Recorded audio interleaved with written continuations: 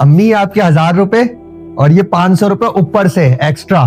بیٹا یہ 1000 روپے تک تو ٹھیک تھے جو میں نے تمہیں دیے تھے, پر یہ 500 روپے کس بات کے دیے تم نے؟ ارے میں نے بتایا تو تھا کہ میرے دوست کو پیسوں کی ضرورت ہے, تو میں نے اس سے کہا ایک شرٹ پہ دوں گا, 1000 روپے میں تو یہ دوں گا لیکن 500 روپے اوپر سے چاہیے مجھے. تو وہی پیسے اس نے ریٹرن کرے, 1000 روپے اس نے ریٹرن کرے اور 500 روپے انٹرسٹ ملا ہے مجھے ان پیسوں پہ. اوہو اب سمجھ میں آیا, تم نے کسی مجبور کی مجبوری کا فائدہ اٹھاتے ہوئے یہ 500 روپے کا انٹرسٹ کمایا ہے. انگلش میں انٹرسٹ کہہ کے تمہیں کتنا اچھا لگ رہا ہوگا نا اپنے گناہ کو چھپا کے. قرآن مجید میں اللہ تعالیٰ فرماتے ہیں کہ جو لوگ اس انٹرسٹ کو یعنی اس سود کو لینے سے باز نہیں آتے, اللہ تعالیٰ کی طرف سے ان کے لیے کھلی جنگ کا اعلان ہے. تم ہمارے نبی کی امت میں سے ہو اور انہی سے کھلی جنگ کا اعلان ہے, تو پھر تم کس بات کے مسلمان ہو؟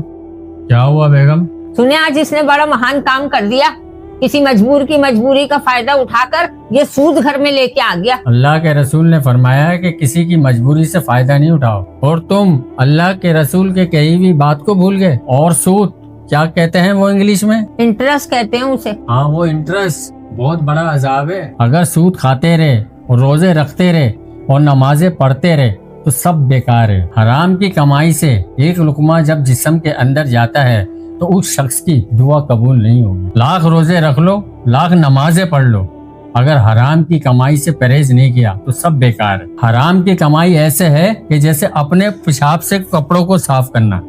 لو دے کے آؤ یہ پیسے, مجھے نہیں چاہیے ایسے پیسے جس سے اللہ اور اس کا رسول ناراض ہوتا ہو. قرآن کا فرمان ہے سورہ البقرہ چیپٹر نمبر 2 ورس نمبر 279, اور اگر تم نے سود یعنی انٹرسٹ کم کرنا نہ چھوڑا تو تمہیں اللہ اور اس کے رسول سے جنگ کا اعلان ہے. تو اگر ہم نے اس بات پر عمل کر لیا تو ہم دنیا اور آخرت دونوں میں سکون پا سکتے ہیں. آج سے سود سے دور رہیے, اپنے ایمان کو مضبوط بنائیں.